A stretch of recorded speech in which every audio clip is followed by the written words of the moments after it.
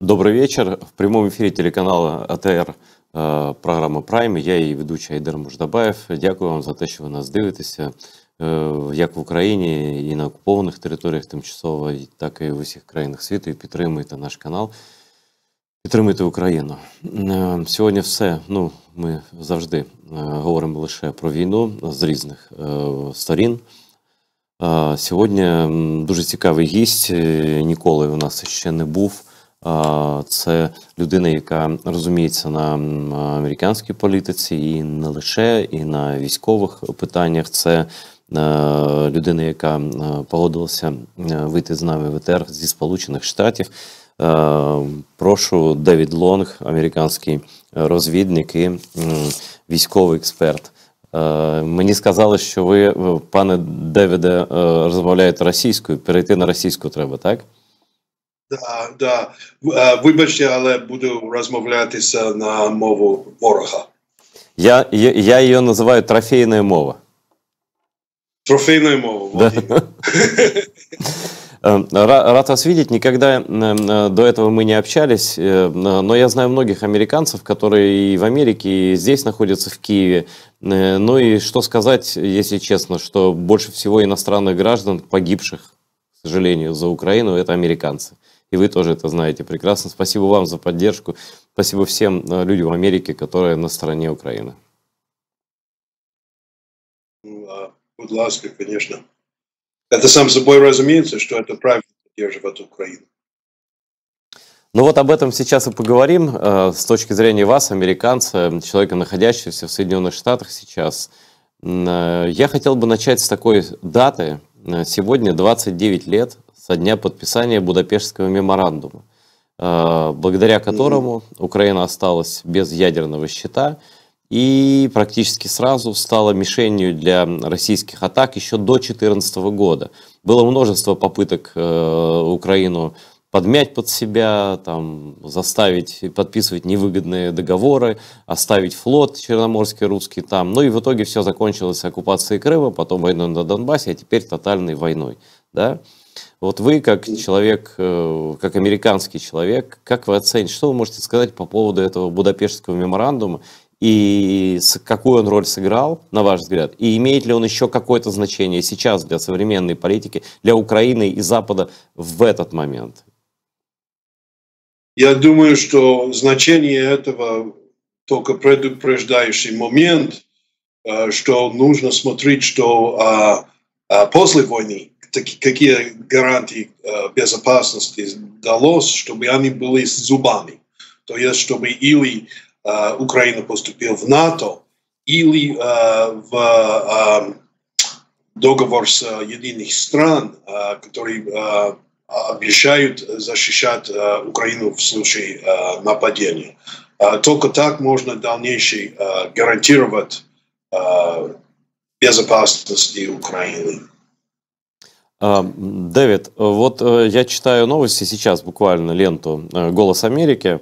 Сенатор-республиканец из штата Висконсин Рон Джонсон заявил, что, по его мнению, война России против Украины закончится путем переговоров. Он об этом сказал в интервью в какой-то телепрограмме. Да? До этого некоторые американские политики, включая, по-моему, Десантиса и еще кого-то, ну и сам главный кандидат от республиканской партии, на данный момент бывший президент Дональд Трамп, говорили о мирном плане, о переговорах. Вот как эти разговоры, на ваш взгляд, насколько они серьезны? Мы видим меморандум, который Россия нарушила. Мы видим, что Россия нарушила все договоры абсолютно с Украиной и с Западом. Она напала, хотя говорила, что не нападет. То есть все вот у меня вопрос, и как бы такой в воздух вопрос к людям типа Трампа, типа вот этого сенатора, господина Джонсона. А с кем Украине будет подписывать этот гипотетический договор? Как они видят, кто вторая сторона этого договора? И если договор, то кто-то должен, наверное, быть его гарантом. А согласятся ли, хоть какая-то страна в мире согласится быть гарантом договора между Россией и Украиной, зная, что Россия никогда не соблюдает договоров? Вопрос тут есть еще очень веский, что если какой-нибудь мир наступил без того, чтобы Украина освободил Крым, было бы очень плохое исходное положение для Украины перестроить свою экономику, перестроить свое общество после войны. Потому что для этого нужна инвестиция от западных фирм. Нужно, чтобы компании там хотели торговаться и делать свое дело. А пока Россия занимает Крым, она постоянная угроза насчет дальнейших наступлений и насчет их влияния на Черном море и их возможность отрезать морское движение там в Одессе и других портах. Это для западных стран не будет создавать той мере уверенности, чтобы они захотели свои деньги класть в Украину. Это обязательно, чтобы эта война закончилась с освобождением Запорожья и Крым. Насчет Донбасса, не знаю, но без этого никакой безопасности для Украины не может быть. И я думаю, что некоторые, наверное, вот многие политики это понимают, но непонятно. Может быть, некоторые тоже играют двойную игру, не знаю. А как вы думаете, Дэвид, вот у меня постоянно такое сомнение, что некоторые политики на Западе, которые особенно активно выступают за Россию, которые особенно активно говорят, что с ней нужно договариваться, у меня такое ощущение, что они заинтересованы каким-то образом в этом, финансово или как-то еще, или каким-то шантажом.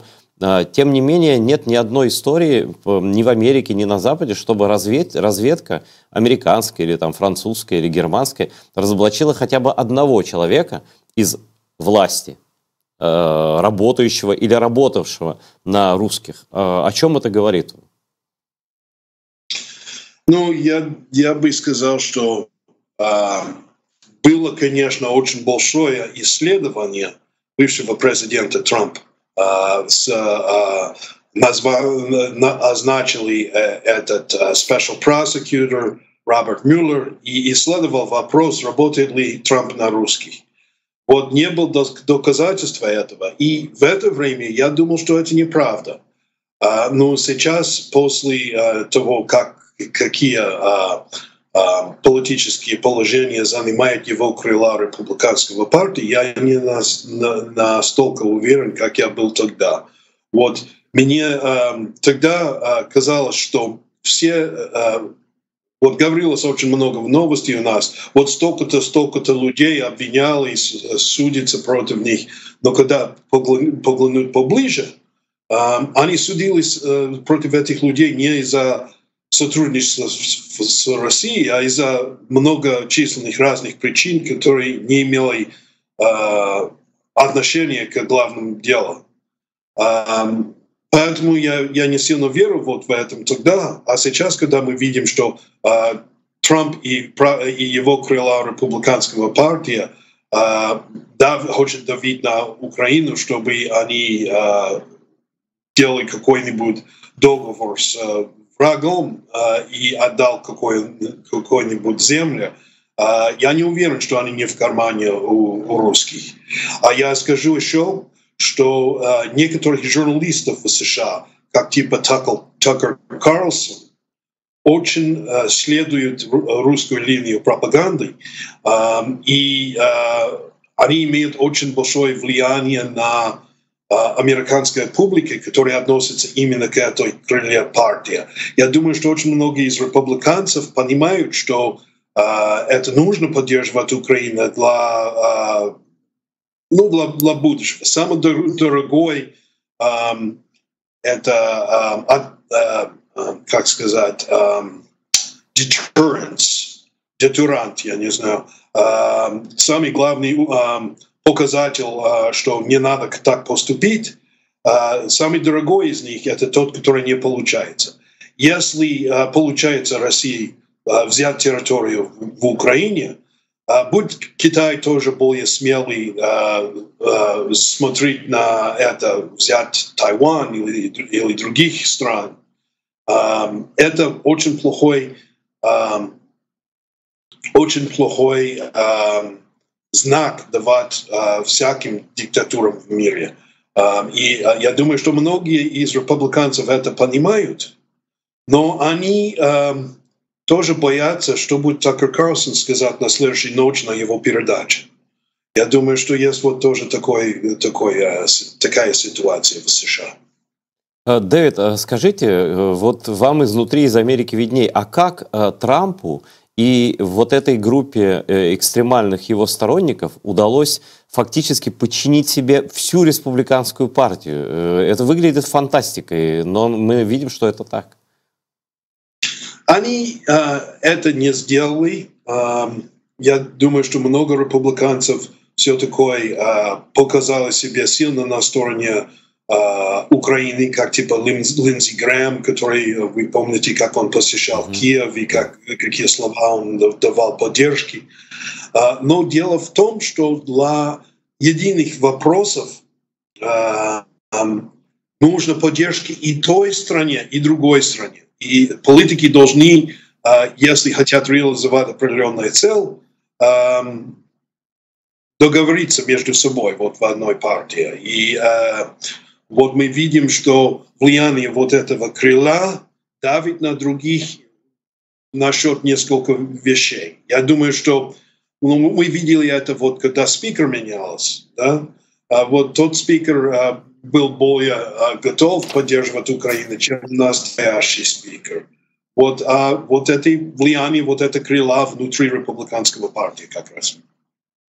Дэвид, вы перешли до темы Конгресса, и, конечно, это самая главная тема, которую с вами хотелось бы обсудить наиболее подробно. Сейчас, прямо сейчас, представители Белого дома говорят, что они идут ва-банк. Они говорят уже, что надо обязательно принимать, иначе Украина встанет на колени на поле боя, иначе это все на пользу Путина, вы будете голосовать за Путина, если не будете поддерживать выделение денег для Украины, Израиля и других стран. Вот. Одновременно я читаю аналитику из интервью американских конгрессменов, которые говорят, что да, но нам надо показать американцам, что Конгресс заботится и о них непосредственно, не только об украинцах, но и о них самих. И это вот эта увязка с бюджетом на оборудование границы мексиканской, да? Но, как говорят, дебаты по границе между демократами и республиканцами идут 40 лет уже. И вряд ли эти дебаты закончатся успешно через неделю, да? Компромисс какой-то будет 100% найден. Вот вы как считаете, насколько вероятно, что все-таки помощь Украине, в том числе Украине, критично необходимую, как, наверное, все понимают, все-таки утвердят в ближайшие дни и недели? Или вы пессимист тут? Вопрос такой. Насчет мексиканской границы не решается весь вопрос вот за эту неделю. Это да. Но это не значит, что не может решиться компромисс. То есть тут вопрос в деньгах. Если демократы договариваются с республиканцем столько-то количество денег еще к этому вопросу граница посвящать, тогда республиканцы соглашаются давать больше денег Украине. Да, вопрос насчет южной границы, что у обоих лагерях разных представлений, это не будет решено. Вот эти бабки будут давать. И будет открываться возможность давать Украине больше денег. Вот это Байдену тоже очень нужно, потому что если поддержка Украины закрутила, тогда все деньги, которые он тратил до сих пор на вас, бы показался бессмысленным. Это очень тяжелое положение для него было бы в выборочной кампании. Сказать, я столько-то миллиардов долларов потратил на Украину, а никакой толку от этого нет. Они все под русским влиянием и т.д. и т.п. Это, я думаю, что он скорее всего, они, новая политика тоже приняли, как стали республиканцы больше сопротивляться против этого, который называется one and done, то есть один раз и навсегда. Они хотят, чтобы одобрился достаточно денег для весь год 2024. Заодно, чтобы не надо было спорить об этом каждые 3 месяца, каждые 6 месяцев и т.д. и т.п. Я думаю, что это сообщается. Другой вопрос, как будут эти выборы закончатся. Если, например, Трамп стал президентом, был бы очень плохая ситуация. Но это очень рано предсказать что-нибудь насчет этого. Скажите, Дэвид, кто-то, кроме Байдена и кроме Трампа, может стать кандидатом от республиканской и демократической партии, гипотетически? Или вы думаете, что все-таки будут Байден? Да. А практически? Гипотетически да, а практически нет. То есть все равно будет Байден против Трампа, да? У нас есть система, которая выбирается, кто будет главный кандидат для республиканцев и для демократов, который называется primaries. Там есть человек, который против Байдена в primaries хочет идти, и есть человек, который против Трампа в primaries хочет идти. Но у них настолько поддержки их партии, что это просто нереально, чтобы кто-то другой стал кандидат этой партии, и чтобы кто-то другой стал президент, кроме выбранный кандидат из главных партий. Это просто не можно представлять вообще.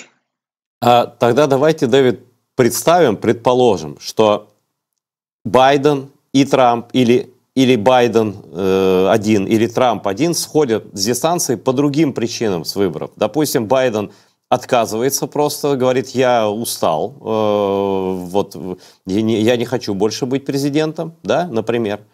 А, допустим, Трамп получает приговор суда и не может быть президентом, вот так получается, да, кандидатом в президенты. Тогда кто за ними дальше? Вот у республиканцев и у демократов кто может быть гипотетически? Ну, там есть много разных желающих, конечно. И я забыл, кто из демократов хочет против Байдена в праймерис. Но я думаю, что, скорее всего, с Байденом это точно не случится. С Трампом это чуть-чуть, конечно, больше не под его контроль, что будет вот с судебными процессами. Но я думаю, что тоже, скорее всего, будет это выбор между Трампом и Байденом. Потому что если по какой-то статье сказали, что Трамп не может кандидироваться, тогда результат выборов был бы под вопросом навсегда. То есть, если бы ему разрешился, выиграл бы ли он, это вредит легитимность американской офис президента. И я думаю, что это, в конце концов, судьи не захотят такой роль играть в американской политике. Они не хотят решить выборов, потому что это не их должность, по идее. Я думаю, что мало кто найдется, который захочет этого. Ну, если только не будет прямых доказательств, опять, я не знаю, подготовки мятежа или прямых доказательств сотрудничества там с Путиным, то есть измены государственной, да? Да, и если этого был бы, это бы уже нашлось. То есть его настолько уже рассматривали в отношении к этим мюллерским исследованиям. И до этого, и во время выборов, там было всякое прослушивание, всякие агенты в FBI были вот. Я считаю, что Трамп исследовали от и до. Если была какая-то возможность им обнаружить что-то такого, которое самый сильный, его угрожает, может быть, другие вопросы, там деловые, какие поступки в бизнесе, которые вообще не относятся к выборочной кампании. Тоже вот, конечно, у него была вот эта вся история со Stormy Daniels, из которых любит обговорить в наших медиа. Ну, проблема вот в этом, что, в принципе, это все легально, что он сделал. То есть это самая обычная юридическая процедура заплатить кто-то за того, что информация не распространят. Когда они говорят hush money в американской медиа, это звучит все очень плохо, это звучит как какое-то преступление, а в самом деле в этом ничего преступного нету. Единственное, что они стараются найти преступление, сказать, что вот эти деньги, которые она ей дал для молчания, в принципе, влияют на выборы, и он их не объявил как деньги, которые он тратил на выборах. Вот это очень все слабо. Давид, а вот участие в мятеже, в организации мятежа, когда захватили парламент, когда 5 человек там погибли, недавно же суд вот сказал, что президент, то есть бывший президент, неважно, то Трамп не может быть амнистирован, как бы помилован, если он виноват в этом. Это что-то значит или нет? В чем виноват? В призывах к мятежу. Тут такой вопрос. Что он сказал? Он сказал, ходите там на это здание Capitol Building или что. Когда он это говорил, нужно понять, что он, как любой граждан США, имеет свободу речи. Если он не сказал, убивайте кого-то или уничтожите что-то, если он просто сказал, идти делайте митинг, вот это тоже, в принципе, от Конституции США защищенное действие, иметь митинг, petition правительства для redress of grievances, right? Давать, высказать свое недовольствие с правительством и стараться на них влиять, чтобы они сделали, как вы хотите. То есть проблема вот в том, что нужно было бы доказать, что первый Трамп знал, что будут в принципе, насильное действие там принимать, и тоже, что у него намерение скрутить назад выбор и сделать какой-то другой исход от этого. Это все опять очень тяжело доказывать. Вот нужно тут понять, что все, что мы видим в медиа, это обычно, вот в США очень медиа как бы или в одной партии, или в другой. То есть или поддерживает Трампа, или поддерживает Байден, или против Трампа, или против Байдена. А такое, чтобы просто как-то трезво посмотреть на события, нет. Вот. И когда мы видим, что эти вопросы обсуждаются, очень часто они обсуждаются вот в нереальном виде, который приукрашивает это, чтобы сделать, чтобы Трамп выглядел хуже, или наоборот, чтобы он выглядел лучше.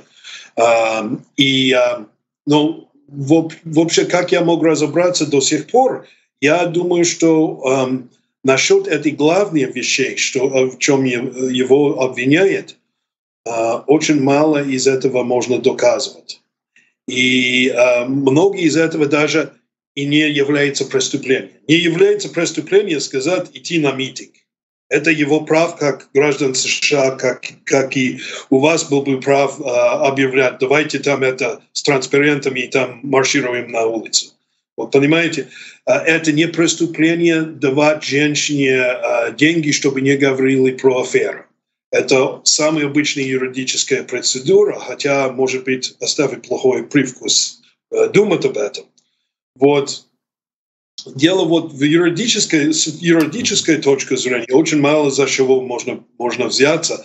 Там есть какие-то процессы, что я не так близко следил насчет каких-то бизнесовых действий вот в Нью-Йорке, которые рассматриваются судом. Я вообще-то еще не докопался, если это есть что-то там, но я предполагаю, что нет, просто из-за того, что столько делать из мухи слона в медиа у нас, что, наверное, просто еще один такой случай. Дэвид, спасибо за такой анализ, потому что это важно, да, как бы одно дело это мнение, другое дело вот факты, есть или нет, да, но вообще как американцев, которые думают о том, за кого голосовать, да, их не удивляет, что бывший президент их страны и кандидат на новых выборах за всю свою карьеру президентскую ни одного разу не поспорил с Путиным, не возразил ему, не осудил его, начиная, и даже несмотря на то, что Путин сделал с Украиной, он продолжает во всем говорить Путину «да, да, да, да, да», никогда «нет». Вот это не вызывает подозрений в Америке. Мне кажется, не было ни одного президента в Америке, который во всем бы соглашался с русскими, не за всю историю. Ну, это, по-моему, когда он был президентом, это было менее явно видно, как сейчас, когда он говорит за это, чтобы влиять на Украину, идти вот в переговоры с противником. Тогда он кое-что положительно сказал, и можно спорить, что кое-что отрицательно для их стороны тоже сделал. Но сейчас это, мне кажется, явно вот насчет Украины, как захотят это все закруглять по любой цене, что это возможно, что такого влияния Путина над ним есть. Нет доказательств этого, но это я не исключаю. И я тоже не исключаю, что другие единых лиц вот, в медиа, как типа Такер Карлсон, Джимми Дор, вот такие лица, что они под влиянием иностранных правительств.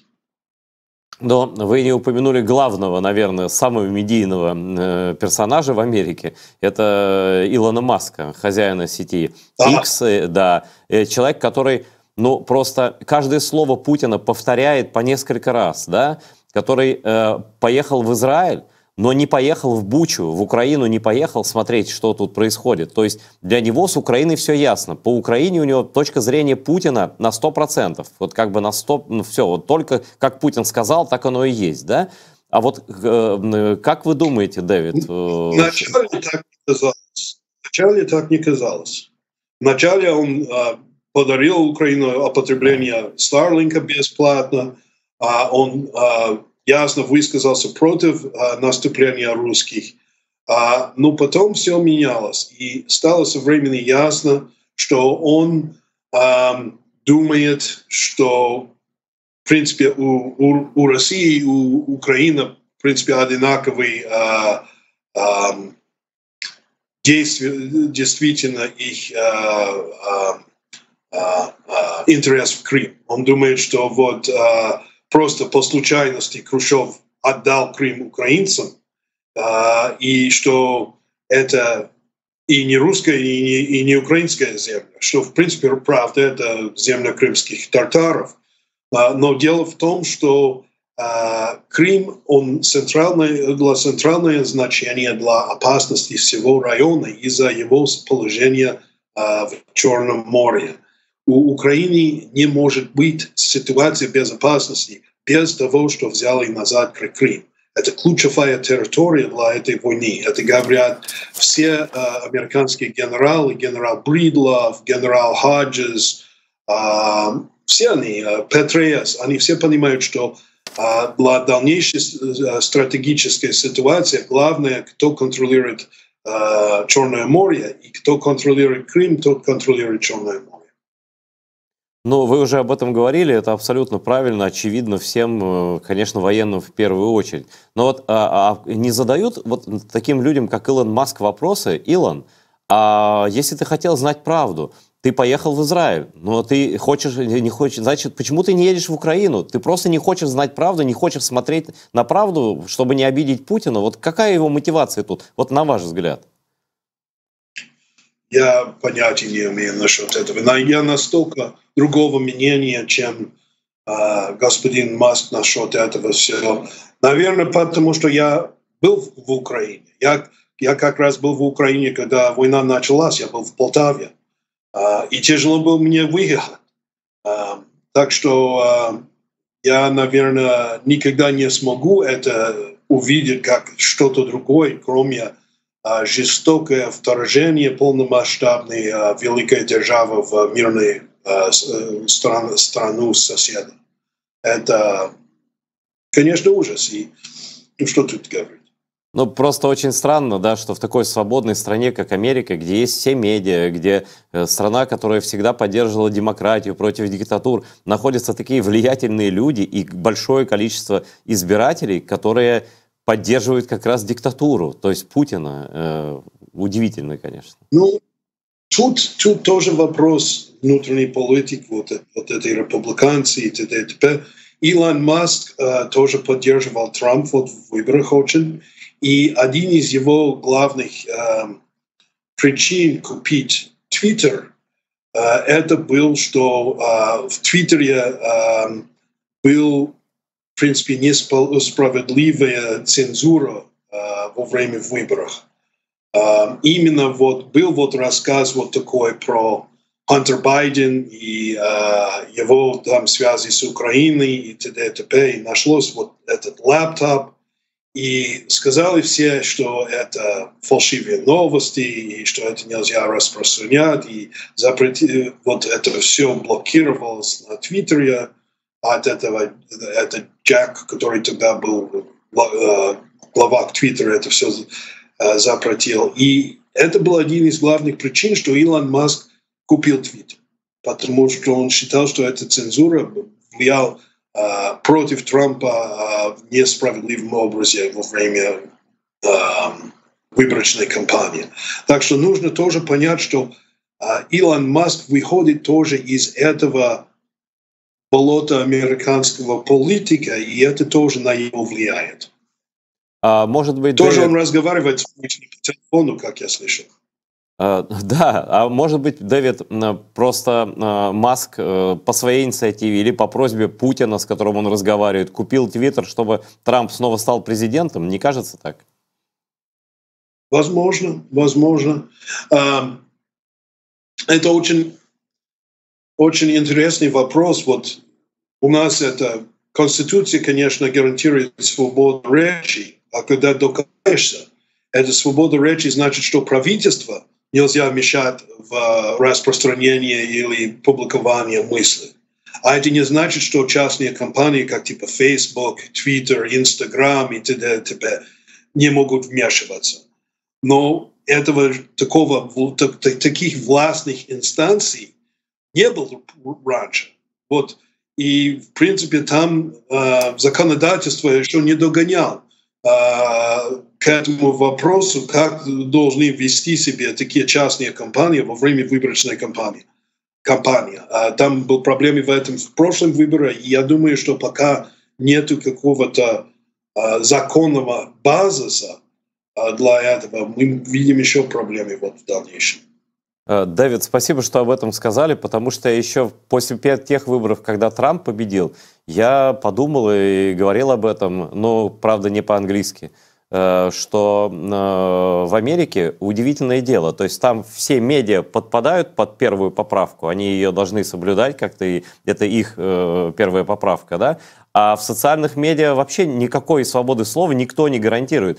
Там частный хозяин может удалить там мой аккаунт в Фейсбуке, просто удалили, просто за то, что я писал правду про Путина, да? Много людей удалили просто так, да? Это невозможно в медиа заткнуть рот, но возможно в социальных сетях. И также, то есть социальные сети в Америке живут по законам, как Макдоналдс, ну, как вот частная сеть каких-то по продаже гамбургеров, да, но гамбургеры не влияют на выборы, а социальные сети влияют на выборы. Да. Вот, конечно, вы правы. Да.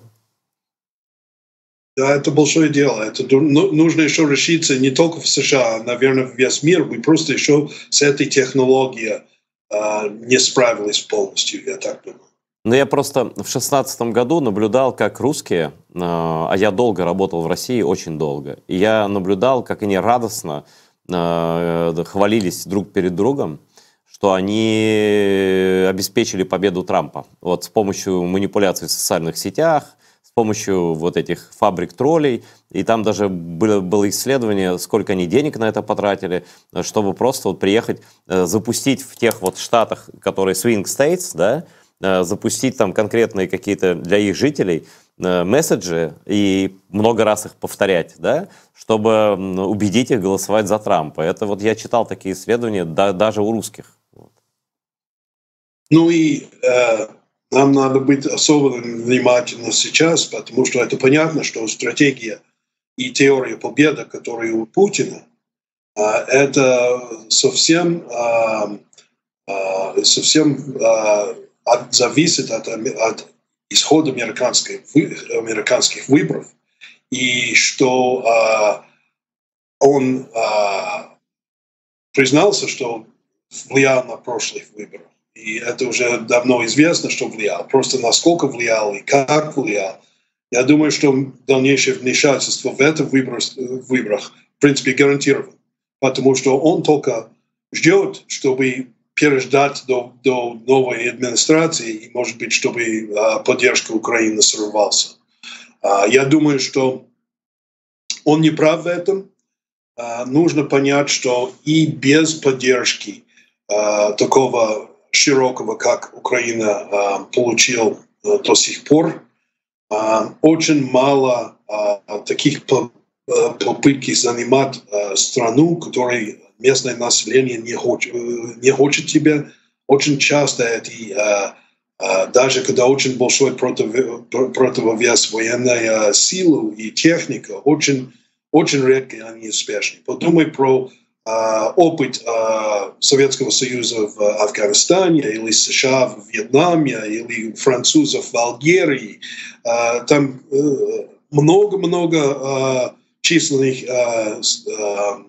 ситуаций, когда местное население и без оружия, и без тренинга, и без поддержки, правда, иногда в течение много десятилетия победили над противником. Вот такой смысл, что вдруг там Трамп станет президентом, и поддержка Украины уменьшится, и все решится за Путина, это, по-моему, тоже нереально. Мне кажется, и с палками, и с камнями вы победите. Это правда, но, конечно, ситуация сильно изменится, если придет Трамп. Я, честно говоря, Дэвид, думал, что после тех выборов американское законодательство, там, я не знаю, суды, власть, пресса сделают какие-то выводы вот из этих манипуляций в социальных сетях. Но никаких выводов не сделано, и все повторяется так же, как и было, только с Твиттером еще все хуже сейчас. Но просто я сам это вижу, да, и наблюдаю. Но давайте мы с вами попробуем спрогнозировать плохой сценарий. Потому что готовиться надо к плохому, тогда как бы к хорошему не надо готовиться. Давайте рассмотрим сценарий такой, что Трамп побеждает на выборах через год. И в январе следующего года, не следующего, а в январе 2025 года становится президентом Соединенных Штатов. Ваш сценарий попрошу из двух частей. Последствия для Америки и последствия для всего мира, для Европы, для войны в Европе и так далее. Ну, первый нужно подчеркивать, конечно, что много времени до января 2025 года. И очень много чего может случиться на поле боя за это время.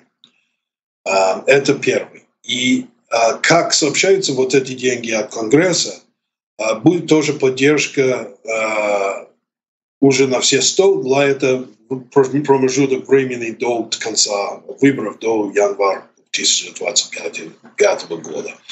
Так что очень много может меняться там. Второе. Если он станет президентом, я думаю, что вот есть уже много голосов у вас в Украине насчет местного производства оружия. Я считаю, что это тоже очень важно. Я считаю, что нужно тоже при этом быть реальным. И я думаю, что ваше правительство реально, но не все люди думают об этом реально. Например, Украина никогда не будет в состоянии производить достаточно снарядов 155 миллиметров размер, чтобы обеспечивать свою нужду. Не будет достаточно. Потому что весь Запад не может произвести достаточно. И Россия не может произвести достаточно снарядов сейчас. Вот это просто никто в мире не предвидел такие потребности насчет артиллерийских снарядов. Но, как очень правильно делают, беспилотники создаете, которые как раз делают то, что США запрещает делать своими оружиями. Вот с вашими беспилотниками можно нападать и на русскую землю, и на весь Крым. Вот дальше вот нужно работать вот в этой области, создавать свои варианты, свои возможности, которые останавливают противника. Вот вы помните тоже первые дни войны, да? Там все готовили свои бандеровские смузи для русских танков. Вот не все решения проблемы высокотехнологические. И тоже из-за этого эти танки не доехали до Киева. Я думаю, что в начале войны Америка думала, что украинская армия сдается и будет более такой асимметрическая война между партизанами и властью. Это возможно, что если Трамп выиграет и поддержка войны не будет, постепенно идет более вот в это направление, что русские больше территории могут занимать и может пройти вот в такой партизанская война против агрессора, который занимает вашу территорию, как в Вьетнаме, например, с Вьетконг. Вот характер конфликта может меняться вот в этом случае. Но хотя нужно готовиться к худшему, нужно, конечно, всегда надеяться к лучшему. Что вы скажете, все-таки хочу вернуться к внутриамериканской политике, что он может сделать внутри Америки, вот так самого главного, на ваш взгляд? Вы знаете, вот его политик внутри Америки был не настолько плохой. Вот тут насчет безработицы и цена, и экономики, и все было очень даже неплохо под Трампом. Я бы сказал, если бы не был вот этот вопрос, что поддерживает Россия, я, может быть, его предпочитал бы Байдену. Но вот это, конечно, исключено в данной ситуации. И я думаю, что у него было много популярности тогда, и он, может, и потерял многих через это, что не поддерживает Украину. Ну, тоже медиа и политики, и их высказания тоже влияют на публику к какому-то меру. Посмотрим. Я думаю, что насчет других вопросов, я думаю, что не так уж плохо было бы вот больше нефти и другие ископаемых использовал, бы нашел своих, что вот при нем цена безработники и уход рабочих мест за границей, все это было абсолютно неплохо. Проблема вот в настоящей ситуации в Украине. Но Трамп уже дал понять, и я думаю, что все европейские страны боятся, особенно страны Балтии и Польши и другие, что в случае прихода Трампа, если он подтвердит свои слова, то фактически НАТО перестанет существовать. Точнее, оно будет существовать, наверное, в каком-то виде, но уже никто точно не поверит в 5-й пункт, в гарантии, что Америка будет за кого-то воевать. А это совсем другая картина мира, вообще совсем другая. Вот как в этой картине мира, вот, предположим, Трамп приходит к власти и говорит европейцам: знаете что, Америка за вас ничего решать не будет. Мы вообще за то, чтобы с Путиным договориться, а вы там как хотите. Но уже сейчас страны Балтии говорят в открытую, что они будут следующие. И в этом нет вот никаких вообще у них сомнений, нет у самих. Да? И там Путин ставит уже на границе, может быть, вы видели такие билборды, вот где мост через реку в Нарву, эстонская Нарва, и русский какой-то там город. Да? И вот там стоит плакат огромный, где слова Путина еще 2012 года или 2010 года: у России нет границ. Его изображение и Z, значит, да, и прямо смотрит на Эстонию, вот это все, да. То есть они все понимают про это. А вот что будет с Европой, если Трамп выберется и во внешней политике, сделает такой шаг, что я вам ничего не обещал и не гарантирую. У Америки новая политика теперь по отношению к НАТО и к Европе. Ну, мы видели, когда Трамп был президентом, что он высказался, что против НАТО, а потом шла серия разговоров с другими правительствами в НАТОский союз, где, наоборот, он давил на них, чтобы они больше денег из их GDP в военную технику сделали, и больше вот ответственность для защиты Европы от НАТО, что они больше это финансовую должность поддерживали самому. И, в принципе, это продался как вот, да, высказался против НАТО, и в итоге сделал так, чтобы они больше свой, как бы, заплатили свой путь в НАТО, и это хорошо, что не все только от США зависит. И вот это как-то продался тут. Но мы видим вот при такой ситуации, когда коротко после того НАТО стал, в общем-то, важнее, чем было, наверное, после 90-го года. И сейчас вот его слова, то, что он сделал вот, и сказал про НАТО, это, правда, уверенность вот в НАТО потрясло. И мы видим, что менее... Я уверен, что и Эстония, и Латвия, и Польша, и другие такие страны, они, конечно, более волнуются насчет русского наступления, чем мы был до этого. И я уверен, что если если Трамп принимает власть, то Путин тоже будет не уверен, что НАТО будет вмешиваться из-за вот этой все высказания. Вот видите, насколько это все опасно. Его стиль дипломатии очень опасно, в принципе. Очень часто он достиг какие-нибудь положительные цели через такого необычного стиля. Мы помним, как со Северной Кореей он называл этот Ким Чжон Ун Rocket Man, и тут по вся пресса была, вот он будет это сделать ядерная война с Северной Кореей, все плохо. И потом, спустя 3 недели, вот он ходит с Ким Чжон Ун, держась за руку, самые лучшие друзья, и как бы открыл новый этап дипломатии с ними. Но вы видите, вот это иногда вот эти высказания все такое носит за собой хвости. Дэвид, спрошу у вас, как у военного эксперта, а вообще в Европе есть армии, способные противостоять России? О, да. Самые лучшие армии в Европе сейчас — это украинская, а после украинской есть много больше техника — это польская. Я думаю, что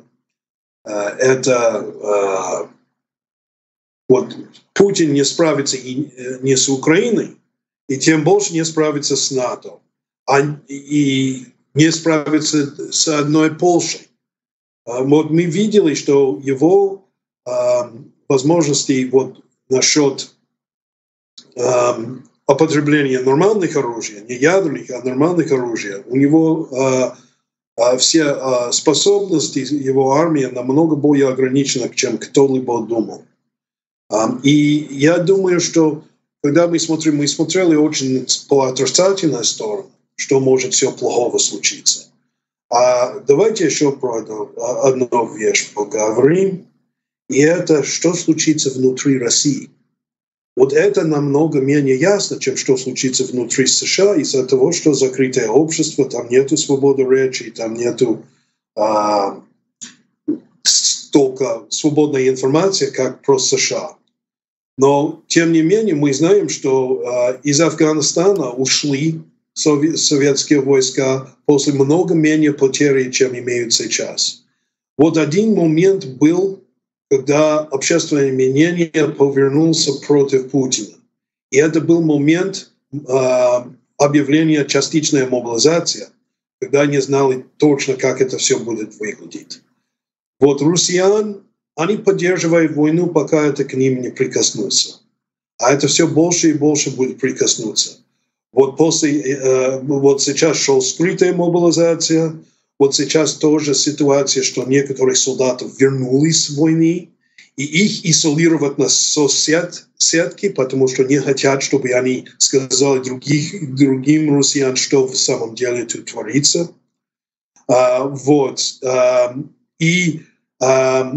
Будет еще, вот когда вот скрытая мобилизация сейчас была, и сейчас они наступают более смело вот в Авдеевке и т.д. и т.п. И опять с такими волнами мяса, что зря истратит очень много человеческих сил, очень много жизней потеряют. Вот. А скорее всего после выборов будет объявлять полную мобилизацию или не скрытая мобилизация, потому что иначе откуда его взять ресурсы? Вот мы говорим про это, что у России намного больше человеческих ресурсов, чем у Украины, просто насчет населения. Но это очень под вопросом стоит, сколько этих ресурсов он может в самом деле употреблять и еще остаться при власти. Не забудь, что есть вот эта сторона тоже. Мы не знаем точно, как люди думают в России и как они действуют, потому что им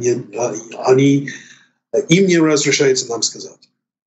Дэвид, я прожил там 43 года, я работал там журналистом, я знаю их настроение, да. Там, например, у Путина главный ресурс, который у него есть, это деньги. То есть только от Европейского Союза Путин получил за последний год почти половину, больше, чем полтриллиона евро за разные там газ и нефть и так далее. Украина получила от Запада значительно меньше. При этом у него есть ресурс не только русские, как вот мы считаем, русские, вот это какая-то нация, нет. У него есть ресурс среди небольших народов, таких как буряты, якуты, которых русским самим не жалко вообще. То есть, если даже все якуты погибнут в Украине, если все буряты будут убиты, русским они только скажут: супер, класс, здорово, правильно все Путин делает. Плюс есть очень много там мигрантов, так как в России рабочей силы очень не хватает. Там миллионы людей из Узбекистана, Таджикистан, Кыргызстан, другие страны. И их тоже мы видели в Украине, ну вы же знаете, да, что тут воюют разные совершенно люди, которых там, то есть, и можно их и заставить, принудить, если они стали гражданами России, заставить, а можно предложить им деньги большие. В России вообще население в целом имеет огромную массу кредитов, которые нечем платить. И зарплата в армии, вот на которую у Путина есть деньги, она настолько огромная по сравнению с тем, что они могут заработать, да, там, мирным путем, что, вот мне кажется, никто не знает, до какого момента у Путина хватит денег и хватит желающих за деньги идти воевать в Украину. Никто это вот просчитать не может на бумаге вот так. Ну, я думаю, что есть правда вот в этом, поэтому он и взял из этих дальнейших республиков большинство людей, которые мобилизировал. Но и на это навсегда не хватит. Я не знаю, посмотрим. Я думаю, что очень много того неясно еще. Никто не ожидал, что Пригожин будет ходить на Москву. Это все может меняться очень быстро и очень неожиданно. Это правда. Такие в истории случаи были, когда Российская империя была там на пике своего могущества, а через 2 года уже ее практически и не было. Да? Но вот... И смотрите, какая история в России. Вот была война с Японией, и сразу после этого революция. Была Первая мировая война, и сразу после этого революция. Был потеря в Афганистане, сразу после этого союз рухнул. Вот есть вот такая история, что когда власть рискует там огромнейшие военные действия, которые не сильно поддерживаются, что когда вот это начинается опять касаться народу, очень часто у них плохой исход. Вы, конечно, читали интервью Залужного, где он сказал, что для того, чтобы освободить все территории Украины, захваченные Россией, нужно 300-400 миллиардов долларов. Кажется, что это огромная сумма. На самом деле, только в американских банках замороженных российских денег как раз 300 миллиардов. А если по миру поискать, то, наверное, там может быть и триллион в итоге. Во всех странах лежит разных денег русских, да? Как вы думаете, насколько вероятно, чтобы Запад, ну хорошо, вам тяжело деньги налогоплательщиков давать Украине постоянно в больших объемах, но, может быть, можно сделать так, чтобы Украина воевала за счет денег агрессора? Почему до сих пор это не сделано, на ваш взгляд? Ну, там юридический вопрос. В принципе, вот они заморозили эти деньги, а чтобы взять эти деньги и давать это другому, нужна юридическая база, понимаете? Потому что, ну, представляете, если это ваши были деньги. Вот Ну, в каком-то понятно, банке да. и сказали, вот заморозились. А сейчас мы будем давать другому. Без судебного процесса, без всего. Но все-таки, есть... Дэвид, все-таки Америка признала Россию агрессором, и Европейский Союз признал Россию агрессором. Ну да. Ну, дело в том, что эти деньги не принадлежат Советскому Союзу или России. Эти деньги принадлежат единых лиц, единых людей, которые имеют эти деньги и инвестиции в других странах. И дело в том, что если так начинается делать без никаких юридической базы, тогда это может злоупотребляться потом в будущем против других людей, которые мы даже и не предвидим сейчас. Вот я думаю, вот в этом самый главный вопрос. Вопрос про закон имущества, в принципе. Но там, между прочим, и деньги российского бюджета тоже есть. Российские деньги государственные тоже есть, но их тоже пока никто Украине не отдал. Да. Ну да. И хорошо было бы, откуда деньги, ну, нужны деньги откуда-то. Так что я понимаю вот эту потребность, но я думаю, что там, конечно, идет судебные борьбы насчет этого с обеих сторон. Дэвид, у нас остается 2 минуты, и это я понимаю, что мало совсем, но я хотел бы, чтобы вы, как военный эксперт, сказали, что нас может ждать этой зимой и до весны, что может произойти на поле боя, на ваш взгляд? Очень интересный вопрос. Вот первый, я думаю, что возможность, что нападение через Днепр на противника станет более значительно. Есть. Там есть много условий, которые должны выполниться, чтобы это было успешно. Нужно побольше территории занимать и контролировать на другой стороне Днепра.